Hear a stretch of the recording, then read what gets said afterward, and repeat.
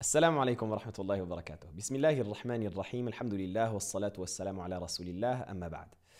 L'histoire que nous allons partager aujourd'hui, c'est une histoire que nous rapporte l'imam al-Tabari rahimahullah dans son tafsir, dans son exégèse du Coran, dans laquelle il nous relate que Isa ibn Maryam, alayhi salam, donc notre prophète Jésus, fils de Marie, que la paix soit sur lui, était un jour en voyage avec un des enfants d'Israël. Ils s'étaient mis d'accord pour partager ensemble ce qu'ils avaient comme nourriture. Or, il s'avère que Isa ibn Maryam alayhi salam, avait un pain, tandis que l'homme des enfants d'Israël en avait deux. Au moment où ils devaient se mettre à table et partager leur déjeuner, cet homme qui était avec Isa ibn Maryam alayhi salam, n'a présenté qu'un seul pain. Isa lui pose la question et lui dit « Où est le deuxième que tu avais avec toi ?» Et l'homme lui dit « Il n'y a jamais eu de deuxième. Je n'ai eu qu'un pain, je n'ai qu'un pain à partager avec toi. » Sayyiduna Isa alayhi salam comprend la chose que manigance cet homme, mais il ne dit rien. Il se tait. Ils continuent leur voyage et dans leur voyage, ils passent devant un berger qui avait un troupeau de bêtes. Isa alayhi salam lui demande une de ses bêtes. Il lui demande de leur donner une de ses bêtes et il accepte, il leur donne la bête. Donc, il l'immole, il mange cette viande. Et ensuite, Isa alayhi salam dit à son compagnon, ne casse pas les os de cette bête-là, desquelles tu as mangé la viande. Et lorsqu'ils finissent, il ramasse les os. Isa alayhi salam les met sous une pièce de cuir et il invoque Allah subhanahu wa ta'ala et cette bête reprend vie. Allah subhanahu wa ta'ala redonne vie à ses os et la bête redevient comme elle était. Et c'est un miracle parmi les miracles que Allah subhanahu wa ta'ala a accordé à notre prophète Isa alayhi salam. La bête retourne avec le berger et l'homme est subjugué, il est étonné, il dit « Mais comment est-ce que ça s'est passé? Comment est-ce que tu as fait cela ?» Et Isa alayhi salam lui dit « Je te demande par celui qui t'a fait voir ce signe et ce miracle, qui a redonné vie à cette bête, combien avais-tu de pain ?» Et l'homme lui dit « J'en avais qu'un seul. » Il persiste dans son mensonge. Isa alayhi salam le laisse. Après cela, Isa ibn Maryam alayhi salam et cet homme continuent leur voyage jusqu'à ce qu'ils arrivent dans un village. Et simplement, ils vont rentrer séparément. L'homme va rentrer avant Isa alayhi salam. Lorsque l'homme va rentrer dans le village, il va entendre que le roi de cette région était très malade et qu'il cherchait absolument quelqu'un qui était capable de guérir sa maladie, qui était rare et qu'il était prêt à payer le prix fort. Simplement, il avait une condition qui était que si jamais le médecin était incapable de le soigner et que ça ne lui faisait rien, le remède qu'on lui apportait, eh bien, il ordonnait qu'on exécute le médecin. Et donc, cet homme, ayant fréquenté Isa, s'est senti pousser des ailes, il a pensé lui-même pouvoir réaliser les mêmes miracles que Isa. Il s'est dit, je vais prendre un bâton qui est comme le sien, et moi aussi, je vais réussir à guérir cet homme-là, comme Isa a redonné vie par la permission d'Allah subhanahu wa ta'ala à cette bête, et comme c'était connu des miracles de Isa alayhi salam. Et donc il a pris un bâton, il s'est présenté devant le roi malade, et il a commencé à le frapper avec ce bâton jusqu'à ce que ce roi qui était très malade a fini par mourir. Et donc lorsqu'il est mort, évidemment, ils se sont rendus compte de la supercherie, et donc ils ont proclamé sa mise à mort, et ils ont ordonné qu'on l'exécute comme c'était la volonté du roi. Et alors qu'il l'avait accroché, suspendu sur un palmier pour l'exécuter, Isa alayhi salam arrive et il voit son compagnon dans cette posture et il s'enquérit de la situation, il demande qu'est-ce qui s'est passé, il lui explique ce qui s'est passé, et il leur dit « Si je redonne vie à votre roi, est-ce que en échange de cela, vous êtes prêts à me rendre mon compagnon, à nous laisser partir ?» Ils ont dit « D'accord. » Et donc Isa alayhi salam invoque Allah subhanahu wa ta'ala et par la permission d'Allah, Allah subhanahu wa ta'ala redonne la vie à ce roi qui est guéri de sa maladie et il le laisse partir. À ce moment-là, l'homme qui accompagnait Isa alayhi salam est encore plus étonné et lui dit « Je te dois maintenant, j'ai une dette envers toi qui est à vie, j'ai une dette envers toi qui est incommensurable. Tu m'as sauvé de cette mauvaise passe, je te dois énormément. » Isa alayhi salam lui pose à nouveau la question. Il lui dit « Je te demande, par celui qui a redonné vie à ce roi, combien est-ce que tu avais de pain ?» Et l'homme s'entête et il dit « J'en avais qu'un seul. » Isa alayhi salam continue avec lui le voyage jusqu'à ce qu'ils arrivent dans un endroit où Isa alayhi salam voit trois briques de terre qui étaient posées sur le sol. Il les recouvre, il implore Allah subhanahu wa ta'ala et voilà que ces briques se changent en or. Et Isa alayhi salam en prend une, en donne une à l'homme et il met la troisième de côté. Et l'homme qui a les yeux qui s'ouvrent devant tant de richesses et qui devient extrêmement avide, il dit « Mais pourquoi est-ce que tu laisses une troisième brique sur le côté ?» Isa alayhi salam lui dit « Cette brique c'est pour moi, celle-là c'est pour toi et la troisième c'est pour celui qui a mangé le troisième pain. » L'homme qui est piégé par son avidité et son désir de richesse, il dit à Isa, si je te dis qui a mangé le troisième pain, tu me la donnes?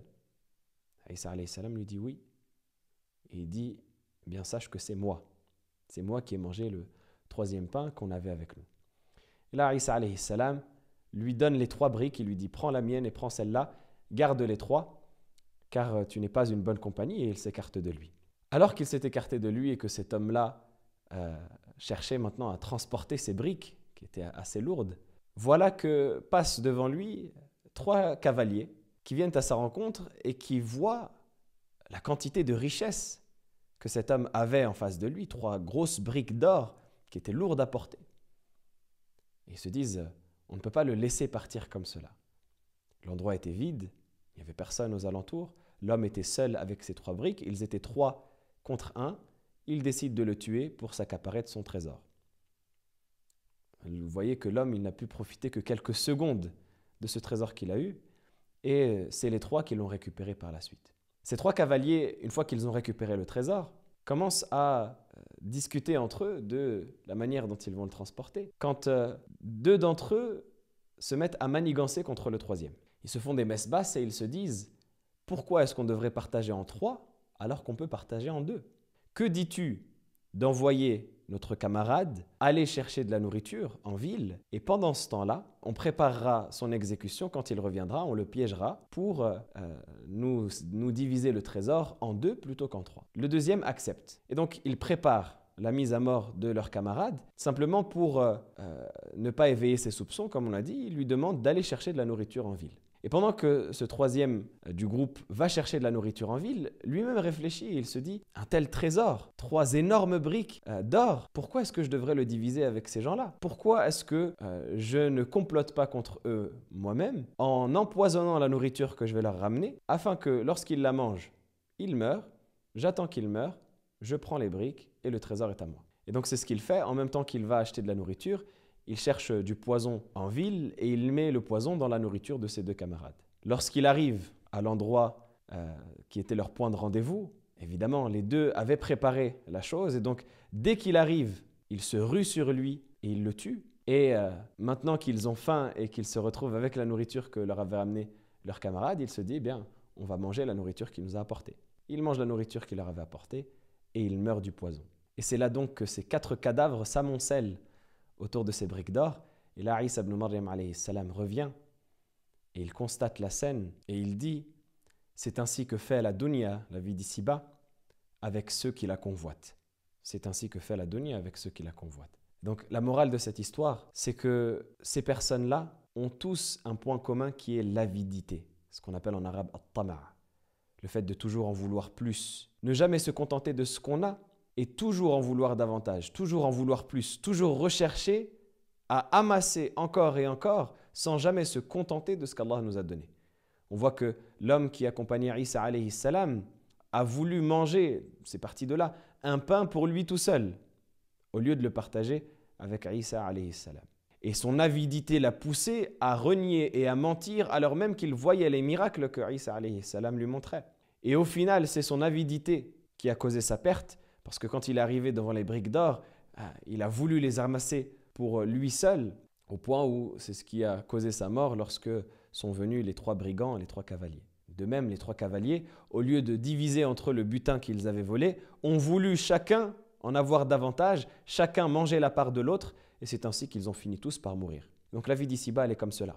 Toutes les personnes qui vont essayer de se battre pour l'avoir, quitte à être injuste, quitte à voler, quitte à mentir, au final, c'est la vie d'ici-bas qui va les tuer. Elle va les tuer physiquement en les épuisant à la tâche ou en causant ce genre de de situations dans lesquelles les gens se déchirent, les gens se combattent, voire les gens finissent par s'entretuer les uns les autres pour des futilités de ce bas monde, comme elle va les tuer moralement, parce que la personne va devenir un esclave de la vie d'ici-bas. C'est pour cela que le prophète, alayhi salatu wassalam, il montrait à quel point l'esclave du matériel est une personne mauvaise. Le prophète, alayhi salatu wassalam, disait « Ta'isa abdu dinar, ta'isa abdu dirham, ta'isa abdu khamisa, ta'isa abdu khamila, ta'isa wantakas, wa idha shika falantaqash » Il disait « Malheur à l'esclave du dinar, de la pièce d'or, malheur à l'esclave du dirham, de la pièce d'argent, malheur à l'esclave des beaux vêtements et des belles parures, al-khamisa al-khamila, malheur à lui, ta'isa wantakas » et c'est une invocation qu'il fait contre lui. Intakasa, ça veut dire qu'il se renverse. Un malheur à lui, qu'il se renverse, que sa situation se renverse. C'est comme s'il se renversait sur sa tête, tellement il est touché de malheur et d'épreuves et de damnation et de malédiction. Ta'isa wa antakas wa idha shika falantaqash. Et puisse même l'épine qui rentre dans sa peau ne jamais sortir. C'est une invocation que le prophète sallallahu alayhi wa sallam fait pour montrer à quel point la personne qui est esclave de la vie d'ici-bas, esclave du matériel, c'est une personne méprisable, c'est une personne détestable. Parce que ça l'amène, comme on l'a vu ici, à vendre ses principes. Ça l'amène à abandonner sa religion. Ça l'amène à trahir même les gens qui lui sont le plus proches. Et ce par avidité, par envie de toujours en avoir plus. Alors que l'islam, ça nous invite au contraire à partager, à donner, à même préférer autrui à soi, à préférer donner que de recevoir. Et c'est ce qu'Allah subhanahu wa ta'ala nous dit lorsqu'il nous décrit la situation des Ansar, qui sont les gens de Médine, lorsqu'ils ont accueilli le prophète sallallahu alayhi wa sallam et les compagnons, et qu'ils ont tout donné pour eux au point où ils ont été prêts à diviser leur richesse et à la partager avec un Mécois qui s'était installé à Médine. Les Médinois avaient une personne qui leur était attitrée comme frère parmi les Mécois, et le prophète alayhi salatu wassalam a associé entre eux au point où ils se partageaient leurs richesses, et même le Médinois inscrivait dans l'héritage son frère Mécois. Et Allah subhanahu wa ta'ala loue leur générosité dans le verset où il dit وَالَّذِينَ تَبَوَّأُوا الدَّارَ وَالْإِيمَانَ مِنْ قَبْلِهِمْ يُحِبُّونَ مَنْ هَاجَرَ إِلَيْهِمْ وَلَا يَجِدُونَ فِي صُدُورِهِمْ حَاجَةً مِمَّا أُوتُوا وَيُؤْثِرُونَ عَلَى أَنفُسِهِمْ وَلَوْ كَانَ بِهِمْ خَصَاصَةٌ. Il nous dit ceux qui avant eux se sont installés dans le pays, c'est-à-dire Médine, et dans la foi, c'est-à-dire qu'ils ont eu la foi également, ils aiment ceux qui ont émigré vers eux, les Mécois, et ils ne trouvent pas dans leur cœur de rancœur ou de jalousie vis-à-vis de ce que ces émigrés ont reçu, et ils préfèrent donner, quitte à faire passer devant eux-mêmes, alors même qu'ils sont touchés par la plus grande des pauvretés. Ils préfèrent partager et donner à ces Mécois alors qu'eux-mêmes sont dans une situation de pauvreté. Et Allah finit en nous disant « Et quiconque est préservé de sa propre avarice, eh bien c'est ceux-là à qui Allah aura accordé la réussite. » Voilà donc le modèle qu'Allah subhanahu wa ta'ala nous donne, le modèle sur lequel doit être le croyant, qui doit savoir sacrifier et donner plutôt que de recevoir. Il doit savoir partager, donner de ses richesses, faire preuve d'altruisme et de contentement, se contenter de ce qu'Allah subhanahu wa ta'ala lui a donné comme rizq, comme subsistance, et ne pas chercher à attaquer la part des autres par avidité. Il doit lutter contre cette avidité, contre cette avarice qu'il a à l'intérieur de lui, qui le fait toujours chercher à avoir plus, quitte à tordre ses principes et à abandonner sa religion. Allah subhanahu wa ta'ala, il nous ordonne d'être véridiques, d'être sincères et de nous contenter de ce qu'Allah nous donne en subsistance. Et c'est ainsi que l'on pourra faire régner la justice dans nos sociétés, et c'est ainsi que l'on pourra lutter contre tous les maux qui s'installent dans les relations entre les êtres humains, parce que ces maux, lorsque ils sont corrompus par le vice, eh bien c'est là que la porte s'ouvre pour toutes les catastrophes qui ont été mentionnées dans cette histoire et bien d'autres. Voilà pour cet épisode. Qu'Allah subhanahu wa ta'ala vous préserve. Je vous donne rendez-vous au prochain bi'idhnillahi ta'ala. D'ici là, portez-vous bien. Wassalamu alaikum wa rahmatullahi wa barakatuh.